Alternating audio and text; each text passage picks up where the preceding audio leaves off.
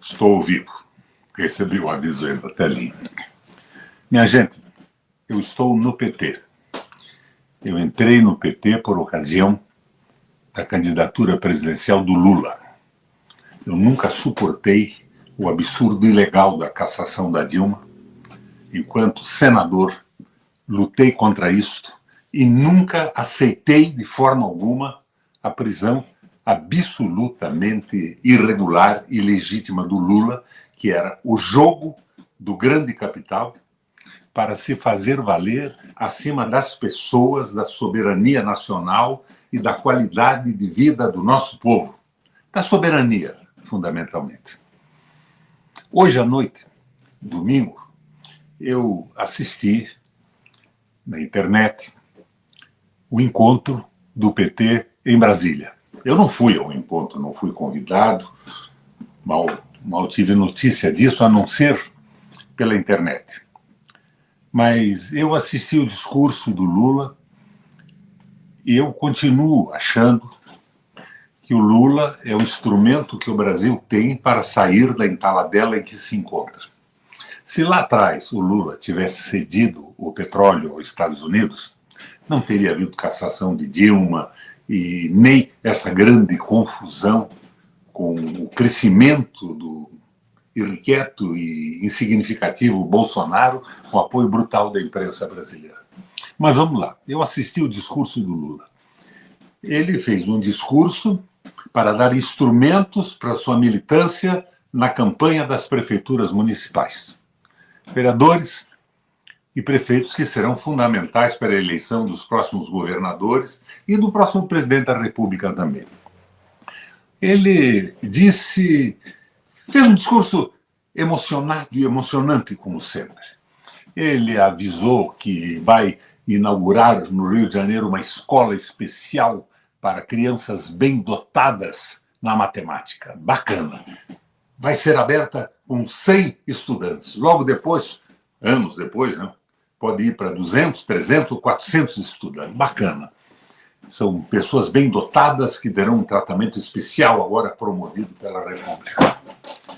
É bacana, mas mais bacana é levantar a média da inteligência brasileira.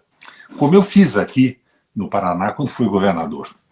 Formação continuada de professores fora das escolas, incentivos fundamentais para a qualidade do ensino e a melhoria da qualidade dos professores. Mais do que isso, ele vai colocar no Ceará uma barretada lá no projeto educacional do Ceará, uma escola do ITA, do Instituto Tecnológico da Aeronáutica. Por quê?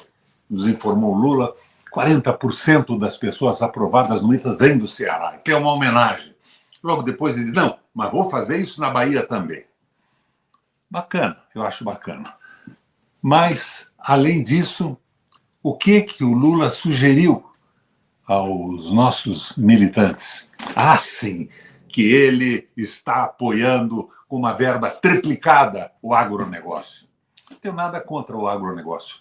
Ele nos dá condição de moeda forte e viabilidade no comércio internacional. Mas, no entanto, o discurso foi um discurso que não passou muito além disso.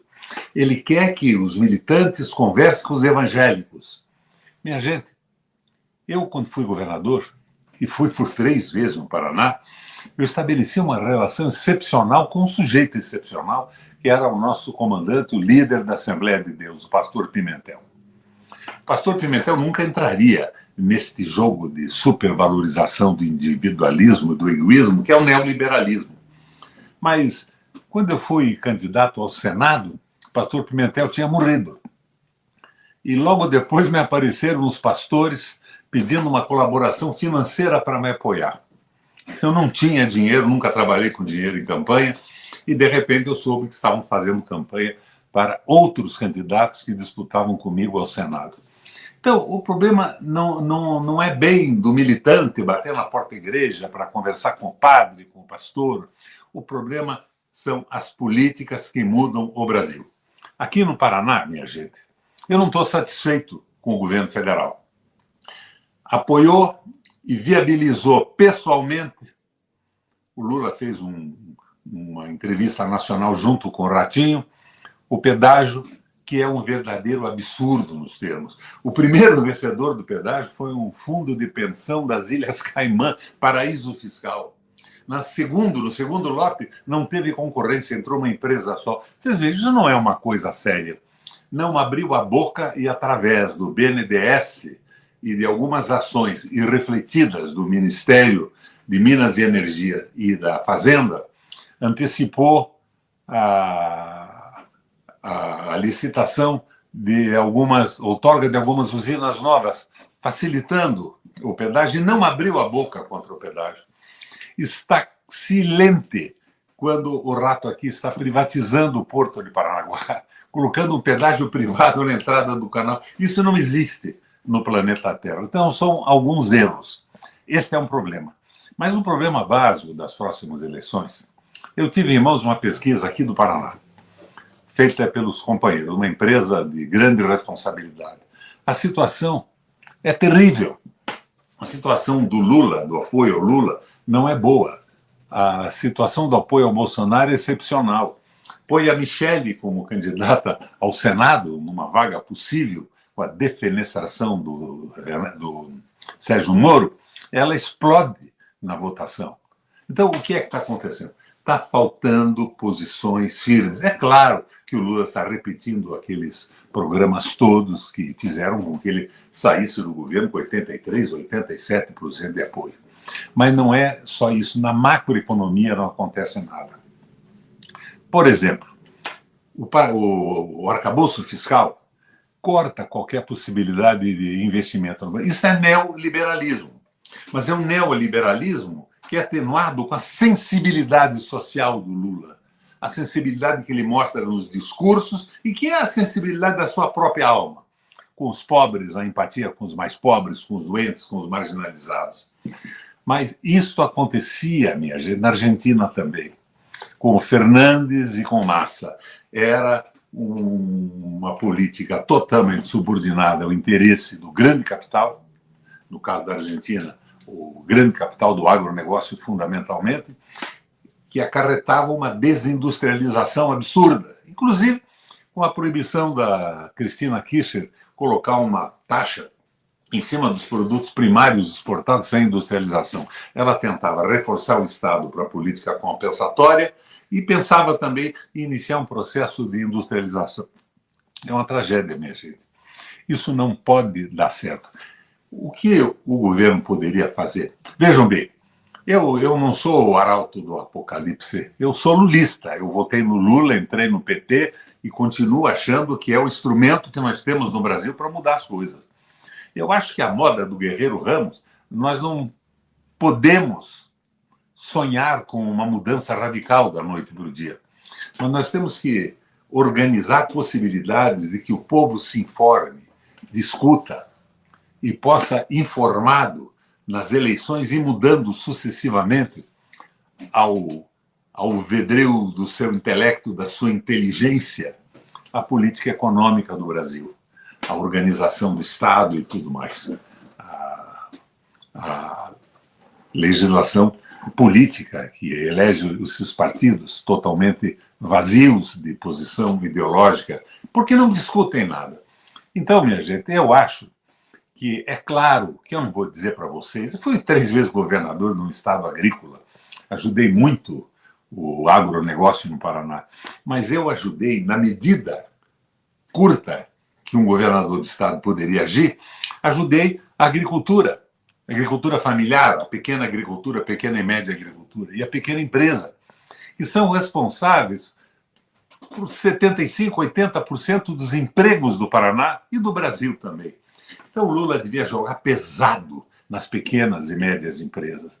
A reforma tributária, ela segue o jogo do arcabouço. Ela vai beneficiar, a meu ver, os grandes proprietários de somas fantásticas dentro e fora do Brasil. O nosso amigo Haddad diz, não, nós vamos abrir o Brasil para investimentos do mundo inteiro. O Brasil é o país das oportunidades e tal. Isto é certo, mas eu acho que ele está equivocado.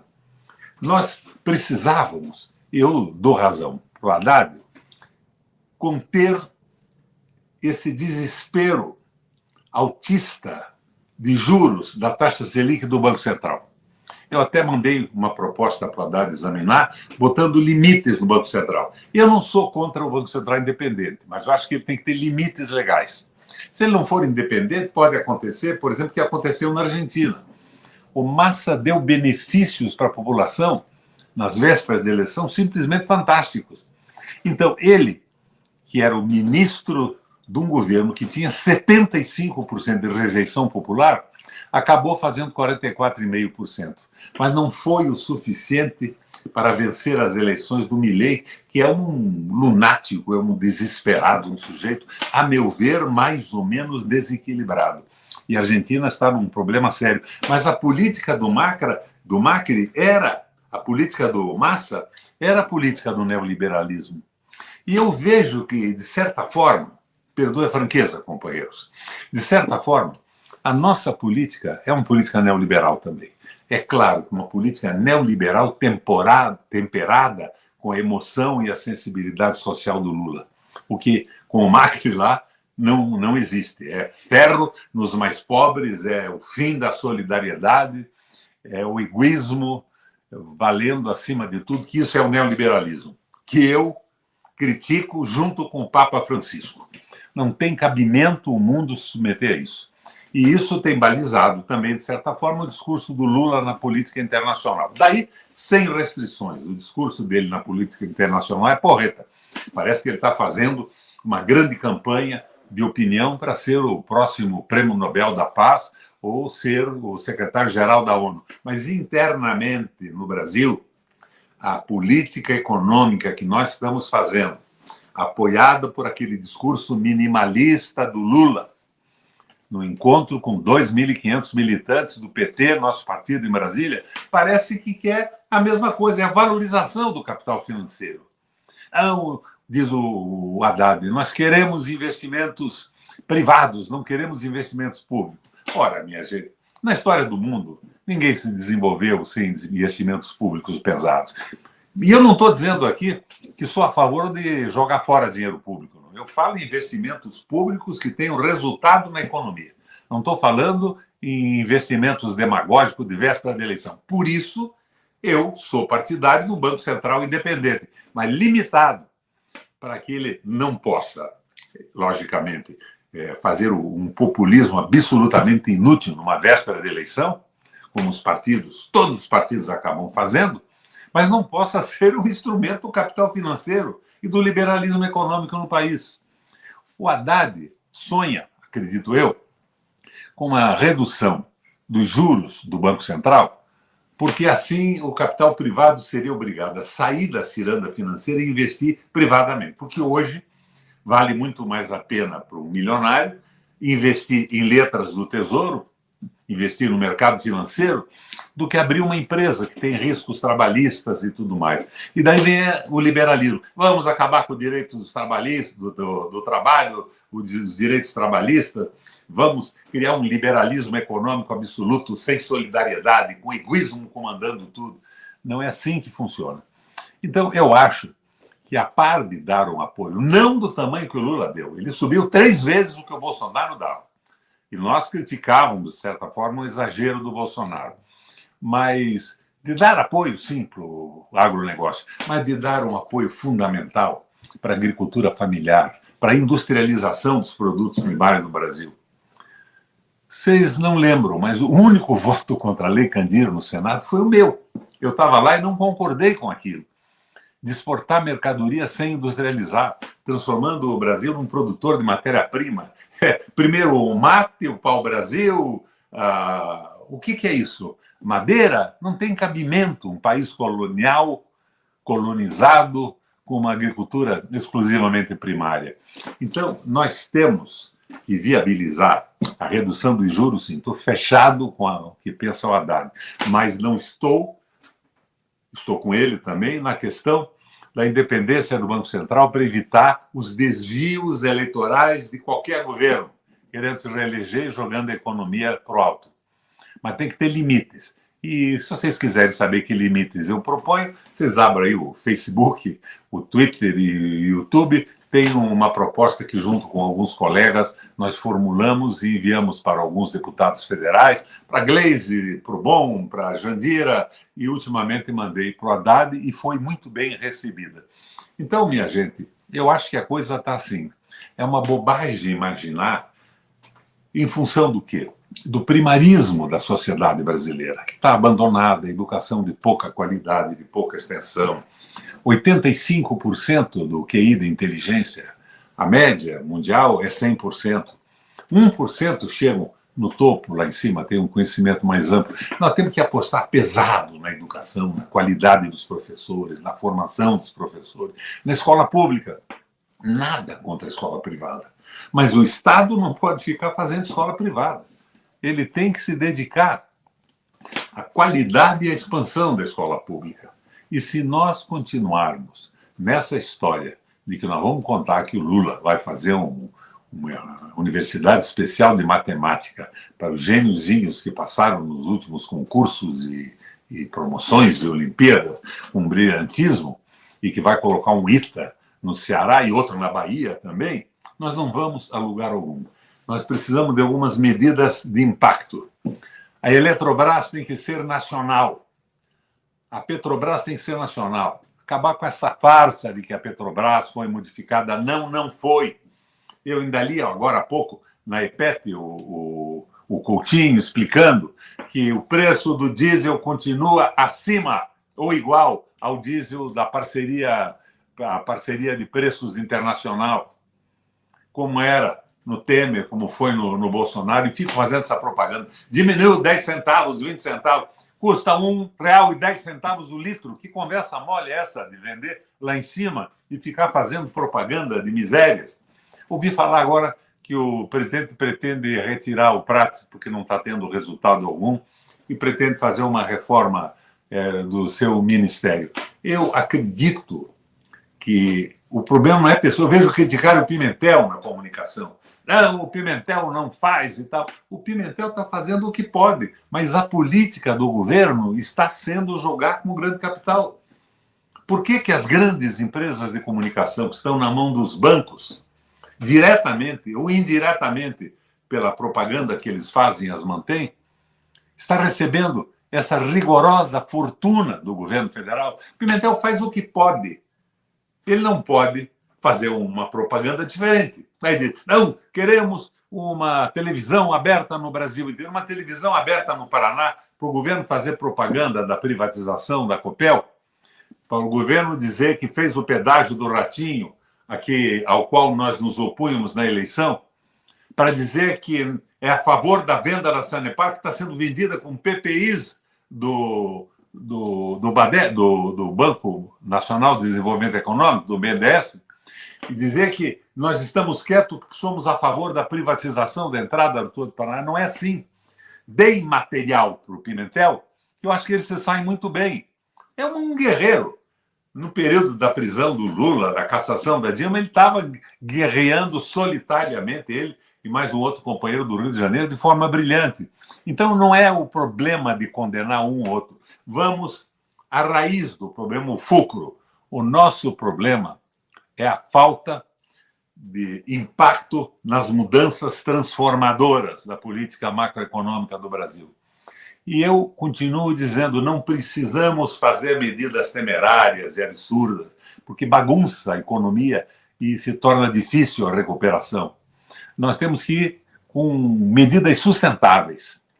Não podemos ir da visão nacionalista e de esquerda de uma forma absoluta, mas não podemos covardemente cedermos ao capital financeiro de forma absoluta. Nós estamos fazendo a política liberal temperada com a sensibilidade social do Lula. Minha gente, se não mudarmos isso, o resultado das eleições municipais será uma tragédia. Mas eu estou aqui, de cara aberta, conversando com vocês. Por que motivo? Porque eu acho que o Lula é o instrumento que o Brasil tem para avançar econômica e socialmente. Não tenho dúvida disso. Mas precisamos de algumas medidas que sinalizem esse caminho. Não é essa conversa mole, faremos aliança com o diabo contra o bolsonarismo. Como contra o bolsonarismo? Vender a Copel é bolsonarismo. Vender A Sanepar é bolsonarismo. Fazer pedágio irregular no Paraná, com paraíso fiscal e empresa sem concorrência, é bolsonarismo. Então, é isso que nós vamos anunciar para a população? Não. É claro que a sensibilidade do Lula e a vitória dura nessa eleição é 10 vezes melhor que o governo do Bolsonaro. Mas seria absolutamente ridículo para mim, com 83 anos, 3 vezes governador do Paraná, 2 anos senador, presidente do Parlamento Europeu Latino-Americano, da versão brasileira do Parlatino e do Parlasul, calar a boca. Eu tenho que colocar as minhas ideias. E ao invés de escutar desaforo, inclusive aí nos correspondentes, vamos tentar discutir isso. Eu não acho que eu tenha a certeza absoluta, mas a experiência de 83 anos de vida de política séria, 3 vezes governador sem um deslize comportamental, um deslize na gestão correta das finanças públicas, eu tenho a possibilidade e o direito de conversar com vocês. Companheiros petistas, quem falou com vocês é o petista Roberto Requião, totalmente marginalizado do PT. Sei lá por quê. Não sei porque nunca mais falaram comigo, não me avisam de uma reunião, eu estou marginalizado. Mas eu tenho, no Paraná, um peso respeitável pelos governos que fiz. Eu fui o senador mais votado do Brasil lá atrás. Perdi últimas eleições por um motivo muito simples. Eu apoiei a Dilma contra a cassação, contra o impeachment, e apoiei o Lula quando estava preso todos os dias. Daí, a Lava Jato em Curitiba, ocupando a Globo e as grandes emissoras de televisão, jornais e tal, me colocando do lado da Dilma, do Lula e de uma visão progressista, desenvolvimentista do Estado brasileiro, em defesa da soberania, abalou o meu prestígio. Sabia disso, mas isso não tinha e não tem importância. O importante é que a gente pense certo e estabeleça uma trilha clara de transformação do Brasil. Minha gente, um abração para vocês. Foi um papo longo, eu queria que fosse curto, mas acabei estendendo. Um abração do Requião.